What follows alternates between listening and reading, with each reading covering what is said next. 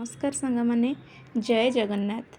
आज आम जानिबा अष्टम श्रेणी बहिर ओडिया ग्रामर विषय रे। प्रथम अध्याय भाषा परिचय। भाषा भाषा कौन ना जहाँ आमे कथा कहू, जो सब कथा आमे कहू सेगुड़िक है भाषा एवं मनर भाव को संपूर्ण रूपे प्रकाश करुथिले ताहाकु भाषा बोली कहिबा। भाषा कौन ना मनीष एक कथा कुहा जीव। पृथ्वी रे जेते जीव अछंती समस्ते निजर मनर भाव को प्रकाश करने को शरीरर विभिन्न अंग भंगी को माध्यम करती। पृथ्वी रे जेते जीव अछंती मनुष्य हो, गाई, बाछुरी, छेली, मेंढा, पोक, जोक से माने किछि ना किछि शब्द करिथांती एवं सेमाने सेमानक भाषा रे ही कथावार्ता हुअंती। केतेक प्राणी अंग भंगी सह ध्वनिर प्रयोग मध्य करती।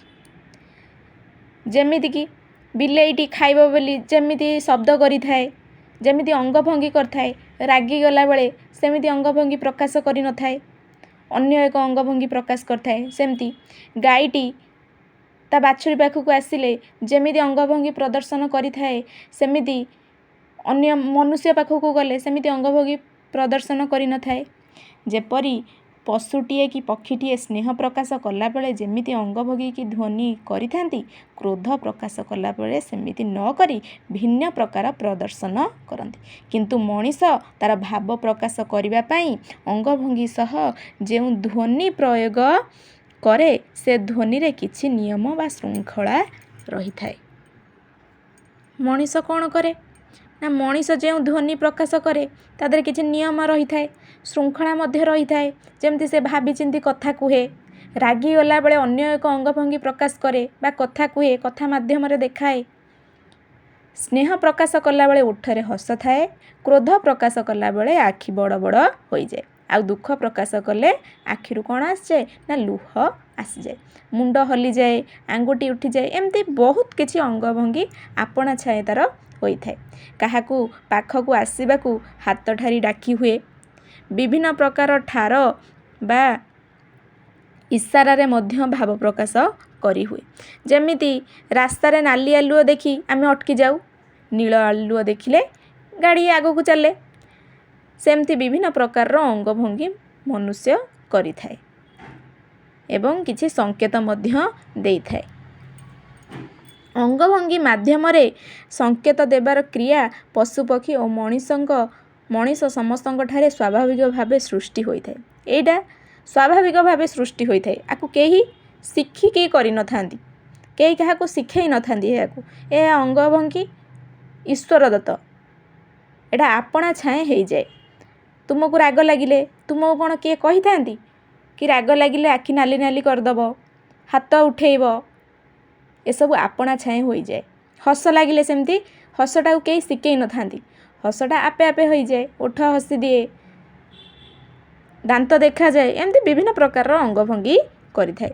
केवल मनीष केते गुड़िए संकेत निजे तैयारी करि थाए।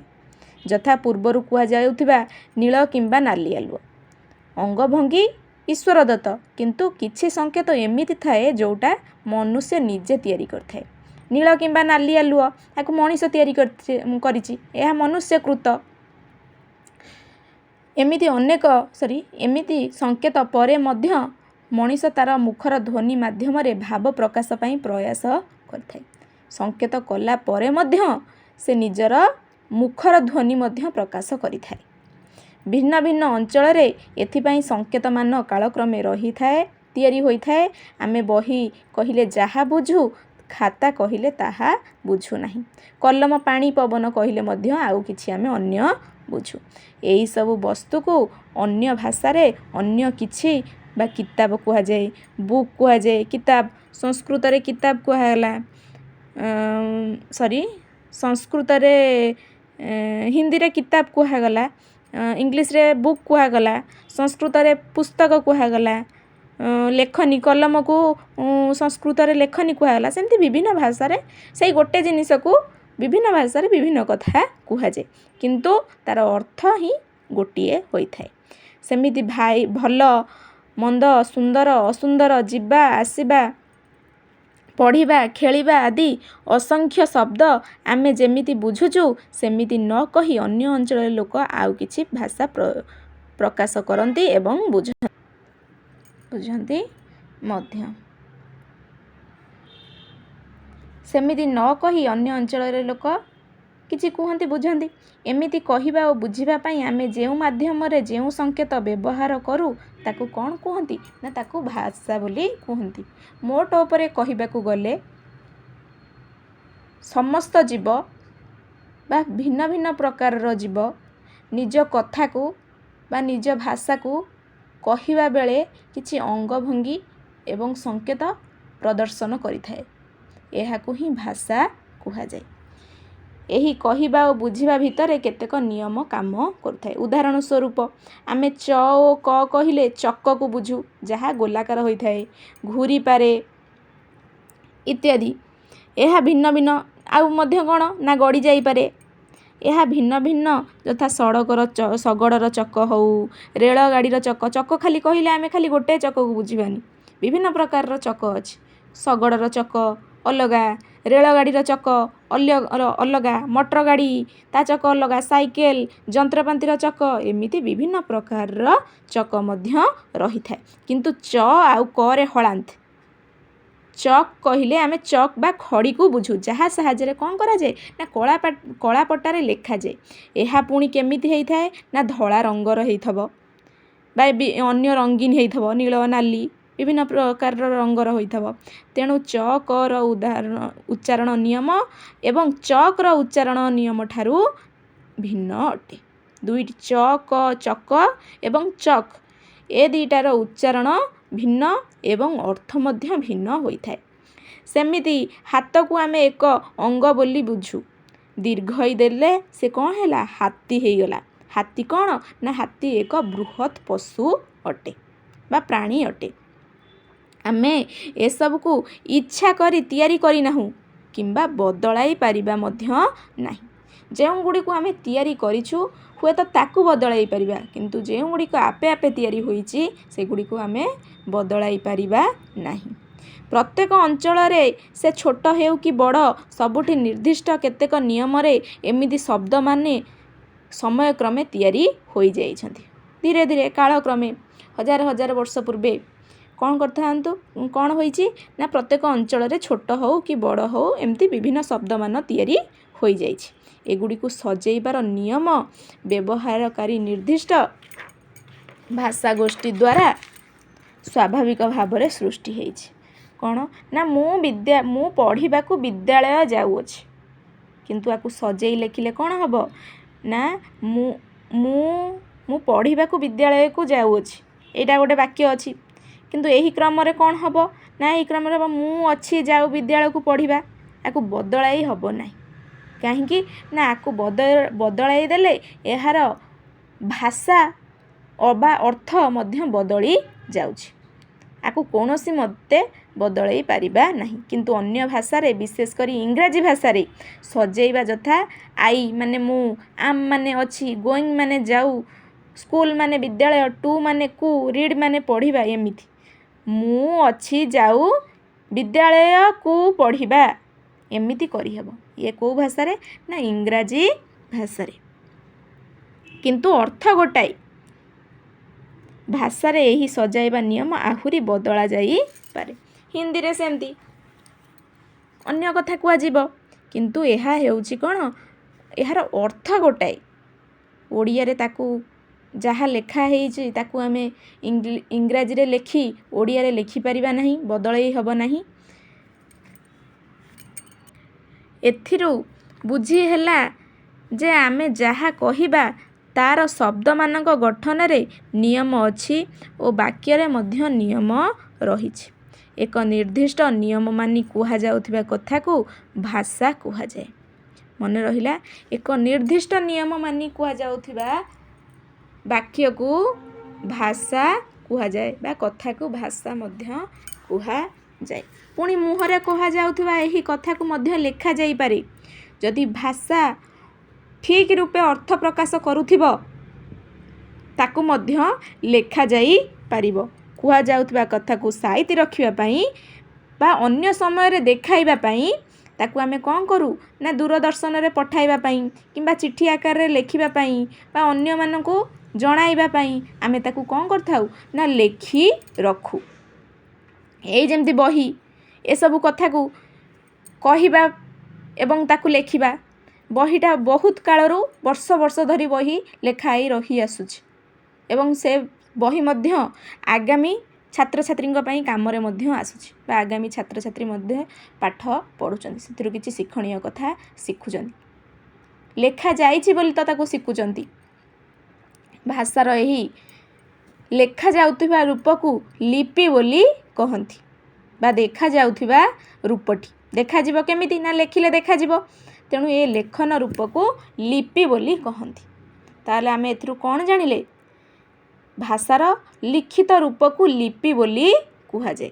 यह सबु भाषा रे न थाई पारे यह सबु भाषा रे न थाई पारे पृथ्वीर अनेक भाषा एपरिकी आम प्रदेशर केतेक आदिवासी भाषा रे लिपि नाही सेमती आदिवासी भाषा अछि जो तार लिपि नाही जहाको आमे लेखि परिबा नाही से माने लेखिला बेले अन्य किछि भाषा व्यवहार करंती कहिला बेले आउ अलगा किछि भाषा व्यवहार करंती। जेउ सबु शिक्षा स्वास्थ्य ज्ञान विज्ञान उन्नति घटी ताहा एही लिपि जोगु संभव होइछि। आज जेउ सबु शिक्षा हो पाठपढ़ा हो एजुकेशन स्वास्थ्य हेल्थ ज्ञान विज्ञान साइंस ए सब जो डेवलपमेंट होइछि उन्नति घटी कहा जोगु होइछि ना ए लिपि जोगु कहिबा एवं लेखिबारे बहुत पार्थक्य रहिछि।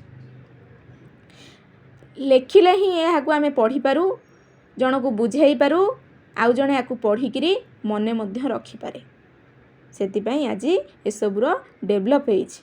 लिपि द्वारा भाषा को लेखि हुए रखी हुए अन्य को देई हुए निज पई मध्य नेई हुए अन्य को सिखाई हुए बुझाई मध्य हुए।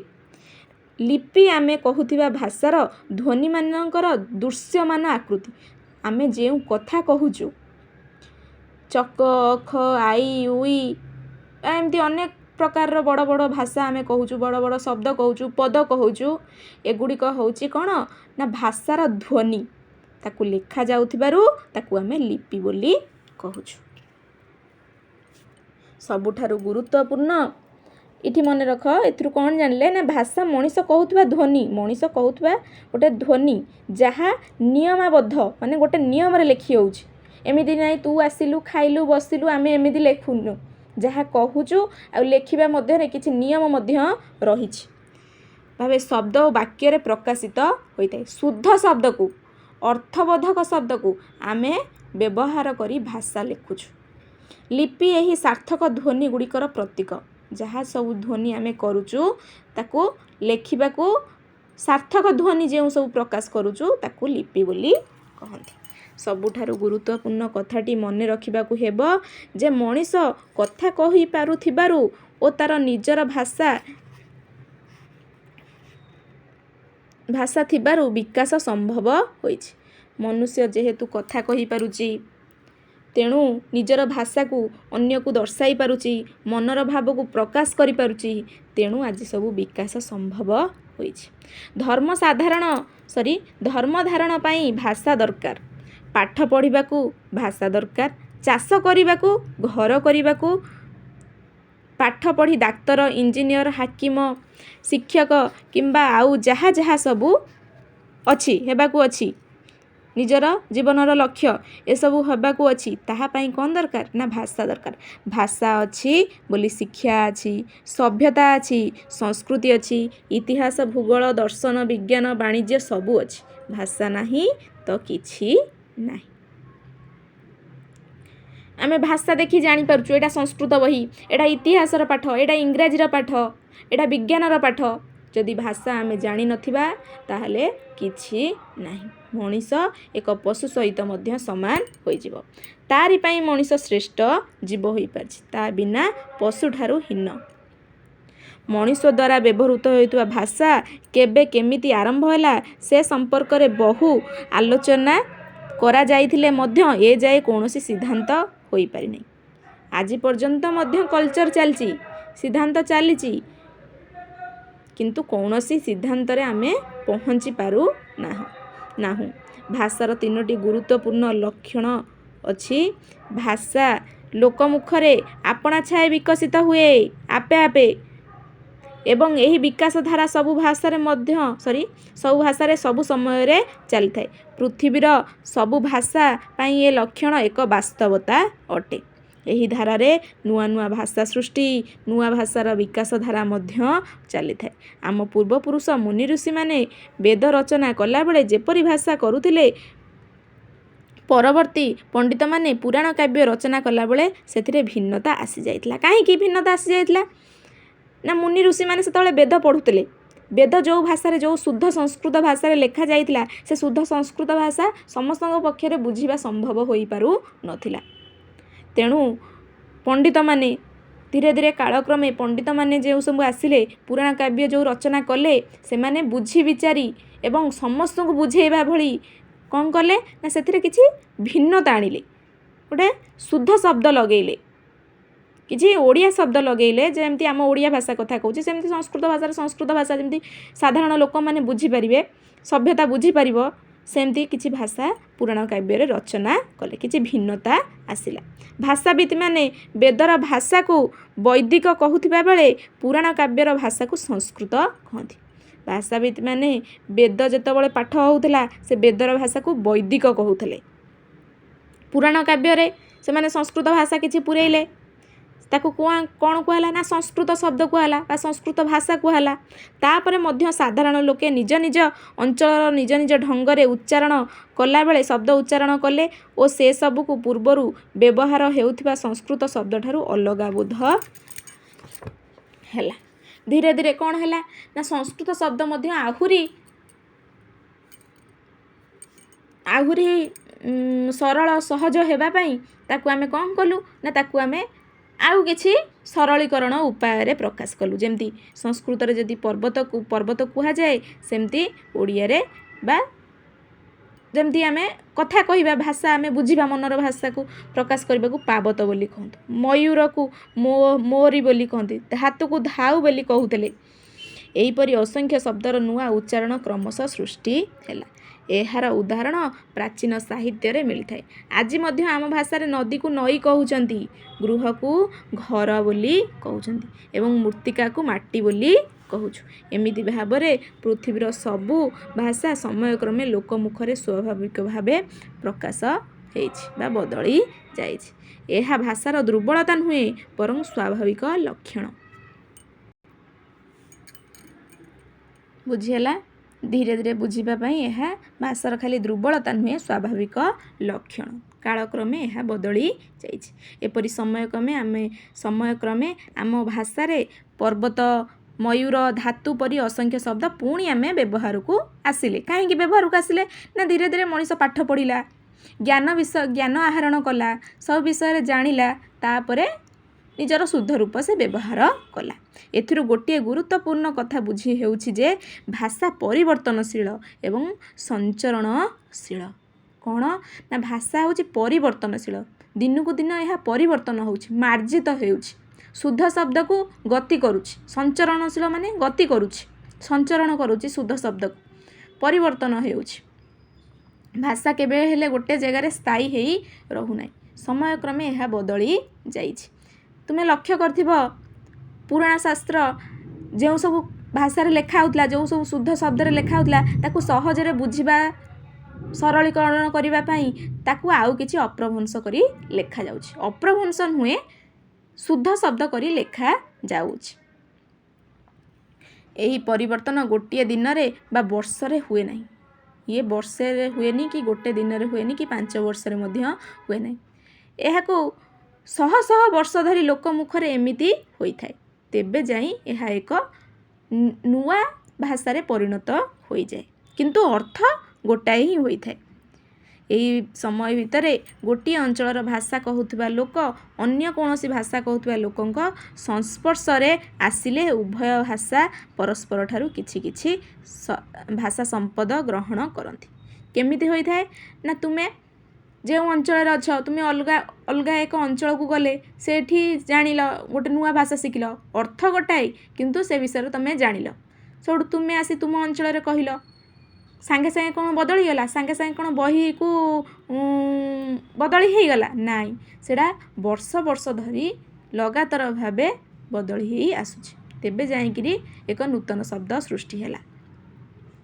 ଓଡ଼ିଆ ଭାଷାଭାଷୀ ଲୋକେ ଆଦିବାସୀ ଜନଜୀବନ ସହ ସଂସ୍ପର୍ଶରେ ଆସି ତାଙ୍କର ଅନେକ ଗୁଡ଼ିଏ ଶବ୍ଦ ଓଡ଼ିଆ ଶବ୍ଦ ଭାଷାକୁ ଆସିଥିବା ବେଳେ ଓଡ଼ିଆ ଭାଷାର ଅନେକ ଶବ୍ଦ ସେମାନେ ମଧ୍ୟ ବ୍ୟବହାର କରନ୍ତି। ଆମ ଦେଶରେ ଇଂରେଜମାନେ ଶାସନ କରୁଥିଲେ, ତେଣୁ ଇଂରାଜୀ ଶିକ୍ଷାର ପ୍ରଚଳନ ହେଉଛି। କ'ଣ ସବୁ? ନା ଆମେ ଏବେ କ'ଣ କହୁଛୁ? ନା ଆଉ ଚଉକି କହୁନୁ, ଚେୟାର କହୁଛୁ, ଟେବୁଲ୍ କହୁଛୁ। ବିଦ୍ୟାଳୟ ନ କହି ଆମେ ଏବେ ସ୍କୁଲ କହୁଛୁ। କଲେଜ କହୁଛୁ। କଲେଜ ମାନେ ମହାବିଦ୍ୟାଳୟ ନ କହି ଆମେ କଲେଜ କହୁଛୁ। ଧୀରେ ଧୀରେ ଆମେ ଇଂରାଜୀ ଭାଷାରେ ପରିଣତ ହୋଇଗଲାଣି। ଏବେ ମଧ୍ୟ ଆମେ ଅନେକ ପ୍ରକାରର କଥା ଇଂଲିଶରେ ବ୍ୟବହାର କରୁଛୁ ବା ଇଂରାଜୀରେ ବ୍ୟବହାର କରୁଛୁ। କାହିଁକି? ନା ଇଂରେଜମାନେ ଆମ ଦେଶକୁ ଆସି ଶହ ଶହ ବର୍ଷ ଧରି ଶାସନ କରିଛନ୍ତି, ତେଣୁ ତାଙ୍କ ଭାଷା ମଧ୍ୟ ରହିଯାଇଛି ଏବଂ ତାକୁ ଆମେ ଏକ ଭାଷାର ମାନ୍ୟତା ମଧ୍ୟ ଦେଇଛୁ, ପାଠ ପଢ଼ୁଛୁ। ସେମାନେ ଆମ ଭାଷାରୁ ପଣ୍ଡିତ ଶିଖିଛନ୍ତି। ଆମେ ଯେମିତି ଏଗୁଡ଼ାକ ସବୁ ଶିଖିଛୁ, ଇଂରାଜୀ କଥା ଶିଖିଛୁ, ସେମାନେ ମଧ୍ୟ ଆମ ଭାଷାରୁ ପଣ୍ଡିତ ବୋଲି ଶିଖିଛନ୍ତି, ଲାଠି ବୋଲି ଶିଖିଛନ୍ତି, ଘେରାଉ ବୋଲି ଶିଖିଛନ୍ତି, ପ୍ରଭୃତି ବିଭିନ୍ନ ପ୍ରକାର ଶବ୍ଦ ନେଇଯାଇଛନ୍ତି। ପୃଥିବୀର ସବୁ ଭାଷାରେ ଏପରି ମିଶ୍ରଣ ମିଳିଥାଏ। ଏଥିରୁ ବୁଝାଯାଏ ଯେକୌଣସି ଭାଷା ଅବିମିଶ୍ର ନୁହେଁ। ସାର କଥା କ'ଣ? ନା ଭାଷା ଅପରିବର୍ତ୍ତନୀୟ ନୁହେଁ, ଅବିମିଶ୍ର ନୁହେଁ ଏବଂ ସଦା ପ୍ରବହମାନ, ଧୀରେ ଧୀରେ ପ୍ରବହ କରି ଚାଲିଛି, ବଦଳି ଚାଲିଛି। ଏକ ଧାରା ପରି ଲୋକମୁଖରେ ବିକାଶ ପଥରେ ଚାଲିଥାଏ। ଭାଷା ସମ୍ବନ୍ଧରେ ଏହି ସାଧାରଣ କଥା ଆମେ ମନେ ରଖିବା ଉଚିତ। ଆମ ଭାଷା କ'ଣ? ନା ପ୍ରଥମେ ଆମେ ଜାଣିବା ଆମ ଭାଷା ହେଉଛି ଓଡ଼ିଆ। ଏହାକୁ ଆମର ମାତୃଭାଷା ବୋଲି କୁହାଯାଏ। ଶିଶୁଟି ଯେଉଁଠାରେ ବଢ଼ିଛି, ଯେଉଁ ଭାଷା ସେ ପ୍ରଥମେ ଶିଖିଛି, ସେ ତାହା ହିଁ ତା'ର ମାତୃଭାଷା। ମା' ଯେମିତି ଲାଳନ ପାଳନ କରି ସ୍ନେହ ମମତା ଦେଇ ଆମକୁ ବଢ଼ାଇଛି, ସେହିପରି ଏଇ ଭାଷା ମଧ୍ୟ ଆମର ଗୋଟେ ମା'। ଏ ଭାଷା ଆମକୁ କ'ଣ ଶିଖେଇଛି? ନା ଭାବନା ଶିଖେଇଛି, କଳ୍ପନା ଶିଖେଇଛି, ବିଚାର ଶିଖେଇଛି, ଏସବୁ ଆମକୁ ଶିଖେଇଛି। ପ୍ରକାଶ କରିବା ପାଇଁ ଶକ୍ତି ଆଉ ସାମର୍ଥ୍ୟ ଦେଇଛି। ଭାଷାକୁ ଆମେ କେମିତି ପ୍ରକାଶ କରିବା, ଗୋଟେ ଲୋକକୁ ଆମେ କେମିତି ବୁଝେଇବା, ସେସବୁ ଆମକୁ ସେ ଶିଖେଇଛି। ଶିଶୁଟିଏ ତା ଚାରିପାଖରେ ଥିବା ବଡ଼ ସାନ ଲୋକଙ୍କଠାରୁ ଯାହା ଶୁଣେ ତାକୁ ଉଚ୍ଚାରଣ କରିବାକୁ ଚେଷ୍ଟା କରେ। କ୍ରମେ ସେ ବଡ଼ ହେଉଥିବା ବେଳେ ଯେଉଁ ପରିବେଶରେ ଖେଳେ, ବୁଲେ, ମିଶେ, କାମ କରେ, ସେହି ପରିବେଶରୁ ଶବ୍ଦ ନେଇ ସେ ବିଭିନ୍ନ ବସ୍ତୁ, ଗୁଣ ଆଦି ଚିହ୍ନେ। ତେଣୁ ସେହି ଭାଷାରେ ଭାବେ, ସେହି ଭାଷାରେ କଳ୍ପନା କରେ, କହେ, ଚିନ୍ତା କରେ, ସବୁ କରେ।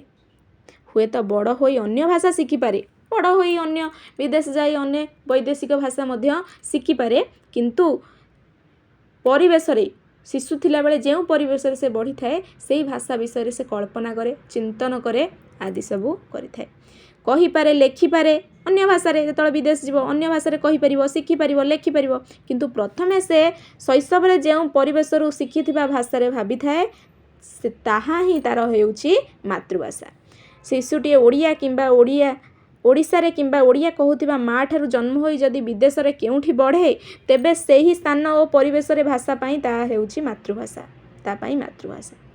ଶିଶୁଟିଏ ଓଡ଼ିଶାରେ ଜନ୍ମ ହେଲା, ଓଡ଼ିଆ ମା' ଠାରୁ ବଢ଼ିଲା, ଓଡ଼ିଆ କହୁଥିବା ମା' ଠାରୁ ଜନ୍ମ ହେଇକିରି ତାରି ପାଖରେ ବଢ଼ିଲା, କିନ୍ତୁ ଜନ୍ମ ହୋଇସାରିଲା ପରେ ଯଦି ସେ ଯାଇ ବିଦେଶରେ ରୁହେ, ସେ ବିଦେଶରେ ଯେଉଁ ଭାଷା ଶିଖେ, ପ୍ରଥମେ ଶିଖେ ଯେଉଁ ଭାଷାରେ ସେ ଭାବେ, ଚିନ୍ତେ, ତାହା ହିଁ ତା'ର ହେଉଛି ପ୍ରକୃତ ମାତୃଭାଷା। ତା ମାନେ ନୁହଁ ଯେଉଁଠାରେ ବଢ଼ିଛି ସେଇଟା ହିଁ ତା'ର, ବା ଯେଉଁଠାରେ ଜନ୍ମ ହୋଇଛି ସେଇଟା ତା'ର ମାତୃଭାଷା।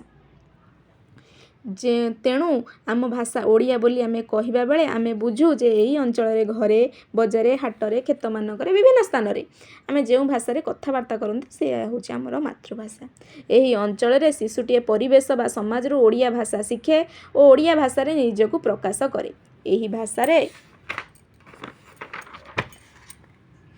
ସେ ଯେକୌଣସି କଥାର ଅର୍ଥ ବା ଭାବ ସହଜରେ ବୁଝି ହେଉଛି। ଯେ ତେଲୁଗୁ କହୁଛି, ସେ ତେଲୁଗୁ ଭାଷା ବୁଝିବ। ଯେ ବଙ୍ଗଳାରେ ବଢ଼ିଛି, ସେ ବଙ୍ଗଳା ଭାଷା ଶିଖୁଛି, ବଙ୍ଗଳା ହିଁ ତା'ର ମାତୃଭାଷା। ଇଂରାଜୀ ଇଂଲଣ୍ଡରେ ଯେ ରହୁଛି, ଇଂରାଜୀ କହୁଛି, ସେ ଇଂରାଜୀ ଭାଷା ଶିଖିବ। ସେମିତି ମାତୃଭାଷା ଯାହା ଆମେ ଯେଉଁ ଭାଷାରେ ଆମେ ଭାବୁ ବା ଚିନ୍ତା କରୁ ପ୍ରଥମେ ଜାଣିଥାଉ ସେୟା ହିଁ ଆମର ହେଉଛି ମାତୃଭାଷା। ଓଡ଼ିଆ ବିକାଶ କ୍ରମ। ଆମ ଭାଷା ଓଡ଼ିଆ ପ୍ରାୟ 2000ରୁ ଅଧିକ ବର୍ଷ ପୁରୁଣା ବୋଲି ଭାଷାବିତ୍ମାନେ ଯୁକ୍ତିକୁ ସ୍ୱୀକାର କରି ଭାରତ ସରକାରଙ୍କ ସାହିତ୍ୟ ଏକାଡେମୀ ଆନୁକୂଲ୍ୟରେ ଏହାକୁ ଶାସ୍ତ୍ରୀୟ ମାନ୍ୟତା ଦିଆଯାଇଛି। ଏହି ମାନ୍ୟତା ସଂସ୍କୃତ ଦକ୍ଷିଣ ଭାରତର 4ଟି ଦ୍ରାବିଡ଼ ଭାଷା ତାମିଲ, ତେଲୁଗୁ, ମାଲୟାଲମ, କନ୍ନଡ଼ ପାଇଥିବା ବେଳେ ଷଷ୍ଠ ଭାଷା ଆମ ଭାଷା ଓଡ଼ିଆକୁ ମିଳିଛି। ଏଥିରୁ ଆମ ଭାଷାର ପ୍ରାଚୀନତା ବା ବହୁ ପୁରୁଣା ବୋଲି ସମ୍ବନ୍ଧରେ ସ୍ପଷ୍ଟ ବୋଲି ପ୍ରମାଣ ମିଳେ। ଭରତ ମୁନିଙ୍କ ରଚିତ ନାଟ୍ୟଶାସ୍ତ୍ର ଓ ଅନ୍ୟାନ୍ୟ ପ୍ରାଚୀନ ଗ୍ରନ୍ଥମାନଙ୍କରେ ଓଡ୍ର, ଉଡ୍ର ଆଦି ଜାତି ଲୋକ ଭାଷାର ସୂଚନା ମିଳିଥାଏ। ପ୍ରାୟ 1500 ବର୍ଷ ତଳେ ବୌଦ୍ଧ ଧର୍ମର ଶାଖା ସହଜପନ୍ଥୀ ସାଧକମାନେ ଯେଉଁ ଗୀତ ରଚନା କରିଥିଲେ ସେସବୁ ଚର୍ଚ୍ଚା ଗୀତି ଓ ଚର୍ଚ୍ଚା ପଦ ଭାବରେ ପରିଚିତ। ଏହି ଗୀତଗୁଡ଼ିକର ଭାଷା ହେଉଛି ଓଡ଼ିଆ। ସେମିତି ଆମର ବଳରାମ ଦାସ ପଞ୍ଚସଖା, ଭକ୍ତ ପଞ୍ଚସଖା ବଳରାମ, ଜଗନ୍ନାଥ, ଅଚ୍ୟୁତ, ଅନନ୍ତ, ଯଶୋବନ୍ତ ସାହିତ୍ୟକୃତି ଓ ବିଶେଷ ଭାବରେ ଜଗନ୍ନାଥ ଭଞ୍ଜ ଏମିତି ସେମାନେ କ'ଣ କରିଛନ୍ତି ନା ବିଭିନ୍ନ ପ୍ରକାରର କାବ୍ୟ ରଚନା କରି ଯାଇଛନ୍ତି। ଏସବୁ ରଚନା କରି ସେ ଆମର ଶବ୍ଦ ଭଣ୍ଡାରକୁ ପୂର୍ଣ୍ଣ କରିଯାଇଛନ୍ତି। ଊନବିଂଶ ଶତାବ୍ଦୀରେ ଓଡ଼ିଶାରେ ଇଂରେଜ ଶାସନ, ଇଂରେଜୀ ଶିକ୍ଷାର ପ୍ରଚଳନ ହେବା ପରେ ଓଡ଼ିଆ ଭାଷାର ଗୁରୁତ୍ୱ ଉପଲବ୍ଧି କରି ବହୁ ସାହିତ୍ୟିକ କାବ୍ୟ, କବିତା, ନାଟକ, ଉପନ୍ୟାସ, ଗଳ୍ପ, ପ୍ରବନ୍ଧ ଆଦି ରଚନା କରିଛନ୍ତି। ସେମିତି ଶେଷ ଶତାବ୍ଦୀର ଶେଷ ଭାଗରେ ଓ ବିଂଶ ଶତାବ୍ଦୀର ପ୍ରଥମ ଭାଗରେ ବ୍ୟାସକବି ଫକୀରମୋହନ, ସ୍ୱଭାବ କବି ଗଙ୍ଗାଧର ମେହେର, କବିବର ରାଧାନାଥ ରାୟ, ଭକ୍ତ କବି ମଧୁସୂଦନ ରାଓ ଓ ଅନ୍ୟ ଅନେକ ସାହିତ୍ୟିକ ନିଜ ନିଜ ଭାଷାର ରଚନା ମଧ୍ୟ କରିଯାଇଛନ୍ତି। ପ୍ରାଥମିକ ସ୍ତରରେ ଓଡ଼ିଆ ଭାଷା ଶିଖିବା ପାଇଁ ରାଧାନାଥ ବ୍ୟାକରଣ ପରିଚୟ ଦେଲେ, ମଧୁସୂଦନ ରାଓ ବର୍ଣ୍ଣବୋଧର ପରିଚୟ ଦେଲେ ଏବଂ ଫକୀରମୋହନ ସେନାପତି ସରଳ ଓଡ଼ିଆ ବ୍ୟାକରଣ ମଧ୍ୟ ରଚନା କଲେ। ଏହି ସମୟରେ ଓଡ଼ିଆ ସାହିତ୍ୟର ଗଦ୍ୟ ରଚନାରେ ବିକଶିତ ରୂପ ମଧ୍ୟ ଉପଲବ୍ଧି ହୁଏ। ସମୟକ୍ରମେ ଓଡ଼ିଆ ଭାଷାର ବିଭିନ୍ନ ପଥରେ ଅଜସ୍ର ପରିମାଣର ସଂସ୍କୃତ ଶବ୍ଦ, ଆଦିବାସୀ, ପଡ଼ୋଶୀ, ଦ୍ରାବିଡ଼, ତେଲୁଗୁ, ତାମିଲ, ମୁସଲମାନ ଶାସନ ସମୟରେ ଉର୍ଦ୍ଦୁ, ଆରବୀ, ପାର୍ସୀ ଏମିତି ବିଭିନ୍ନ ପ୍ରକାର ଭାଷା ଆସି ଓଡ଼ିଆ ଭାଷାରେ କ'ଣ କରୁଛି ନା ପ୍ରବେଶ କରୁଛି। ଆଜି ଜ୍ଞାନ ବିଜ୍ଞାନର ବିକାଶ ଫଳରେ ନୂଆ ନୂଆ ଶବ୍ଦ ଓ ଅନ୍ୟ ସବୁ ଭାଷା ପରି ଆମ ଭାଷାକୁ ମଧ୍ୟ ଆସୁଛି। ମୋବାଇଲ, ଇଣ୍ଟରନେଟ୍, ସୁନାମି ଆମ ଅନେକଙ୍କ ଧାରଣା ଏସବୁ ହେଉଛି ଇଂରାଜୀ ଶବ୍ଦ। ପ୍ରକୃତରେ ଏଗୁଡ଼ିକ ଭିନ୍ନ ଭିନ୍ନ ଭାଷାରୁ ଗୃହୀତ।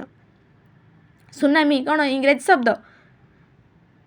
ଏସବୁ ବିଭିନ୍ନ ପ୍ରକାରର ଦ୍ରାବିଡ଼, ଫରାସୀ, ବୈଦେଶିକ ଏସବୁ ବିଭିନ୍ନ ପ୍ରକାରର ଭାଷାମାନଙ୍କର ସଂଗୃହୀତ ରୂପ। ପ୍ରକୃତରେ ଏଗୁଡ଼ିକ ଭିନ୍ନ ଭିନ୍ନ ଭାଷାରୁ ଗୃହୀତ ହୋଇଛି, ଯାହା ପୃଥିବୀର ଅନ୍ୟ ବହୁ ଭାଷାରେ ମଧ୍ୟ ବ୍ୟବହୃତ ହେଉଛି। ଯେପରି ଫରାସୀ ଭାଷାରେ ରେସ୍ତୋରାଁ, କିନ୍ତୁ ଆମ ଦେଶରେ କ'ଣ କହୁଛୁ ନା ଆମେ ରେଷ୍ଟୁରାଣ୍ଟ ବୋଲି କହୁଛୁ ଭାବେ ଲେଖାଯାଉଛି, ଯାହାର ଅର୍ଥ ଏଠାରେ ଖାଦ୍ୟପେୟ। ଓଡ଼ିଆ ଭାଷାରେ କ'ଣ ନା ଖାଦ୍ୟପେୟ ଯେଉଁଠି ମିଳିଥାଏ ଆମେ କହୁଛୁ ରେଷ୍ଟୁରାଣ୍ଟ, କିନ୍ତୁ ଫରାସୀ ଭାଷାରେ ସେଇଟା ରେସ୍ତୋରାଁ।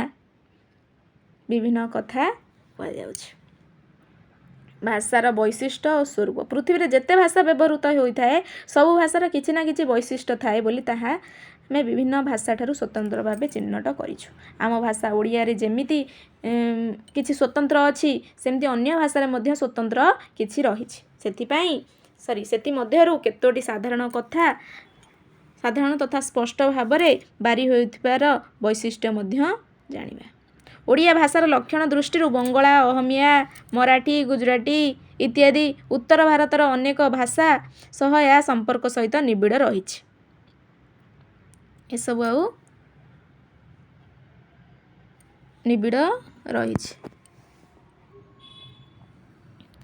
ଓଡ଼ିଆ ଭାଷାର ଶବ୍ଦମାନଙ୍କ ଉଚ୍ଚାରଣ ସ୍ୱରାନ୍ତ ଉତ୍ତର ଭାରତରେ ବ୍ୟବହୃତ ସମଗୋଷ୍ଠୀର ଅନ୍ୟ ଭାଷାର ଶେଷରେ ବ୍ୟଞ୍ଜନ ବର୍ଣ୍ଣ ସହିତ ଉଚ୍ଚାରିତ ହୁଏ ନାହିଁ। ଯଥା ରାମ, ଆମର ରାମ କହନ୍ତି, ଗୋପାଳ କହନ୍ତି, ଆମର ଓଡ଼ିଆରେ ଗୋପାଳ କହନ୍ତି, କିନ୍ତୁ ଓଡ଼ିଆରେ ରାମ ଗୋପାଳ ଲେଖା ହେଇଛି ଦେଖ। କୁହାଯାଏ। ଉଚ୍ଚାରିତ ହୁଏ। ସ୍ୱରବର୍ଣ୍ଣ ରୁ ଅନ୍ୟ ସମଗୋଷ୍ଠୀରେ ରି ପରି ଉଚ୍ଚାରିତ ହୁଏ। ଋଷି, କୃଷ୍ଣା, କିନ୍ତୁ ଆମର ଋଷି, କୃଷ୍ଣ ଏମିତି ବ୍ୟବହୃତ ହୁଏ। ବର୍ଗୀୟ ବ୍ୟଞ୍ଜନ ବର୍ଣ୍ଣମାଳାର ଅବର୍ଗୀୟ ଜ ଯାହାକୁ ଅନ୍ତସ୍ଥ ଜ ମଧ୍ୟ କୁହାଯାଏ। ଏହା ସମଗୋଷ୍ଠୀ ଅନ୍ୟ କୌଣସି ଭାଷାରେ ନାହିଁ। ଓଡ଼ିଆ ଭାଷାରେ ୟ ବଦଳରେ ଜ ବ୍ୟବହାର କରାଯାଏ କେତେକ ସ୍ଥଳରେ, ସବୁ ସ୍ଥଳରେ ନୁହଁ, କେତେକ ସ୍ଥଳରେ। ଯଥା ୟମ, ୟମକୁ ଆମେ ଯମ ବୋଲି କହୁ। ସୂର୍ଯ୍ୟ, ତାକୁ ଆମେ ସୂର୍ଯ୍ୟ ବୋଲି କହୁ। ସହାୟକୁ ସାହାଯ୍ୟ ବୋଲି କହିଥାଉ। ସେମିତି ଆଉ କିଛି ସ୍ଥାନରେ ମଧ୍ୟ ବ୍ୟବହୃତ ହୁଏ ନାହିଁ। ଯଥା ଦୟା, ଦଜା ହେବ କି? ଲୟ, ଲଜ ହେବ କି? ବାୟୁଟା ବାଜୁ ହେବ କି? ନା। କେତେକ ସ୍ଥଳରେ ବ୍ୟବହୃତ ହୁଏ, ଅନ୍ୟ କେତେକ ସ୍ଥଳରେ ବ୍ୟବହୃତ ହୁଏ ନାହିଁ। ସଂସ୍କୃତ ଦେବନାଗରୀ ଲିପିର ଭାଷା ହେଉଛି କ। ଓଡ଼ିଆ ଭାଷାରେ କ ଏପରି ସ୍ଥାନ ପାଇଛି। ସେମିତି ଅନେକ ପ୍ରକାରର ଉଦାହରଣ ଦେଖିବାକୁ ଆମକୁ ମିଳିଥାଏ। ଉଦାହରଣ ଲିଖନ ପଦ୍ଧତି ବା ଶବ୍ଦ, ବାକ୍ୟ ଆଦିକୁ ନେଇ ଓଡ଼ିଆ ଭାଷାର ବହୁ ସ୍ୱାତନ୍ତ୍ର୍ୟ ରହିଛି। ସଂକ୍ଷେପରେ ଏତିକି ଜାଣିବା ଯେ ଅନ୍ୟ ଭାଷାମାନଙ୍କଠାରୁ ନିଜର ଭିନ୍ନ ଲକ୍ଷଣ ଥିବାରୁ ଓଡ଼ିଆ ଭାଷା ଏକ ସ୍ୱୟଂ ସମ୍ପୂର୍ଣ୍ଣ, ସମୃଦ୍ଧ, ସ୍ୱତନ୍ତ୍ର ଭାଷା ଭାବରେ ପରିଚିତ ଲାଭ କରିଛି। ବ୍ୟାକରଣ। ଯେକୌଣସି ବ୍ୟକ୍ତି କଥା କହିଲା ବେଳେ ସେଥିରେ କିଛି ନିୟମ ଥାଏ ଯାହା ଶୁଣୁଥିବା ବ୍ୟକ୍ତିଟି ବୁଝିପାରେ। ଯେଉଁ ନିୟମ ଗୁଡ଼ିକୁ କହିଲେ ଗୋଟେ ମଣିଷ ଅନ୍ୟ ମଣିଷର କଥା ବୁଝିପାରେ ତାକୁ ହିଁ ଆମେ କ'ଣ କହିଥାଉ ନା ବ୍ୟାକରଣ ବୋଲି କହିଥାଉ। ଓଡ଼ିଆରେ ପାଣି କହିଲେ ଦିଲ୍ଲୀରେ ପାନି କହୁଛନ୍ତି, ବିଲାତରେ ବା ବିଦେଶରେ ୱାଟର ବୋଲି କହନ୍ତି, ତେଲୁଗୁରେ ନିଲୁ ବୋଲି କହନ୍ତି। ଓଡ଼ିଆ, ବଙ୍ଗଳା, ହିନ୍ଦୀ ଭାଷାରେ ମୁଁ ଯାଉଛି ପରି ନିୟମ ଥିଲାବେଳେ ମୁଁ ଅଛି ଯାଉ ଇଂରାଜୀ ଭାଷାରେ ଟ୍ରାନ୍ସଲେଟ୍ କଲେ ନିୟମ ଲାଗି ହୁଏ। ସେମିତି ବିଭିନ୍ନ ଭାଷା ଭିନ୍ନ ଭିନ୍ନ ଅର୍ଥରେ ବ୍ୟବହୃତ ହେଲେ ମଧ୍ୟ ତା'ର ଅର୍ଥ ଗୋଟାଏ। ଭିନ୍ନ ଭିନ୍ନ ଭାଷାରେ ଅର୍ଥ ବ୍ୟବହୃତ ହେଲେ ମଧ୍ୟ ତା'ର ଅର୍ଥ ଗୋଟାଏ ହୋଇଥାଏ। ଭାଷା ବ୍ୟବହାରର ଏହି ଶୃଙ୍ଖଳ ବା ନିୟମ ଗୁଡ଼ିକୁ ବ୍ୟାକରଣ ବୋଲି କୁହାଯାଏ। ଏଥିରୁ ଆମେ ଗୋଟିଏ କଥା ଜାଣିଲେ ସବୁ ଭାଷାର ନିଜସ୍ୱ ନିୟମ ଅଛି, ତାହା ହିଁ ସେହି ଭାଷାର ବ୍ୟାକରଣ। ଯେକୌଣସି ଭାଷା ଶିଖିବା ବା କହିବା ବେଳେ ସ୍ୱତଃ ସେହି ଭାଷାର ବ୍ୟାକରଣ ଶିଖି ହୁଏ। ହେଲା, ଏଥିରେ ଆଉ କିଛି ନାହିଁ। ଆମେ ଯାହା ବୁଝିବା ତାହା ହିଁ ଆମର ମାତୃଭାଷା। ଯେଉଁ ଭାଷାରେ ଆମେ କହିବା, ଭାବନା, ଚିନ୍ତା କରିବା, ସେହା ହିଁ ଆମର ମାତୃଭାଷା। ପୂର୍ବରୁ ଆଲୋଚନା କରାଯାଇଛି ଯେ ବ୍ୟାକରଣ ନ ପଢ଼ି ଭାଷା ଶିଖିହେବ। ବ୍ୟାକରଣ କିଏ ନ ପଢ଼ୁ, କିନ୍ତୁ ଭାଷା ଶିଖିହେବ। କିନ୍ତୁ ଲେଖିଲା ବେଳେ ବ୍ୟାକରଣର ଆବଶ୍ୟକତା ଯଥେଷ୍ଟ ରହିଛି। କଥା ବୁଝିହେଲା ନା ନାହିଁ? ପୁଣି ଗୋଟିଏ ଭାଷାର ବ୍ୟାକରଣ ଜାଣିଲେ ଅନ୍ୟ ଯେକୌଣସି ଭାଷାରେ ବ୍ୟାକରଣରେ ଥିବା ସୂତ୍ର ବ୍ୟବହୃତ କରି ବିଧିକୁ ବୁଝିବା ସହଜ, ଅର୍ଥାତ୍ ଅନ୍ୟ ଭାଷା ଶିଖିବା ସହଜ ହୁଏ। ହେଲା, କିନ୍ତୁ ବ୍ୟାକରଣ ଶିଖିବା ଜରୁରୀ। କିନ୍ତୁ ବ୍ୟାକରଣ ନ ଶିଖି ଭାଷା କହିହେବ, କିନ୍ତୁ ବ୍ୟାକରଣ ଶିଖିଲେ, ଜାଣିଲେ ଆକୁ ଆମେ ଲେଖନ ବା ଲିପିରେ ଲେଖି ରଖିବା। ଏହା ହିଁ ହେଉଛି ଆମର ସାରାଂଶ। ଏହାର କ୍ୱେଶ୍ଚିନ୍ ଆନ୍ସର୍ ଆମେ ପରବର୍ତ୍ତୀ କ୍ଲାସ୍ରେ ଡିସ୍କସନ୍ କରିବା। ତାପରେ ଧ୍ୱନି, ଲିପି, ବର୍ଣ୍ଣ, ଅକ୍ଷର ଆଡ଼କୁ ଯିବା। ରହୁଛି। ଜୟ ଜଗନ୍ନାଥ।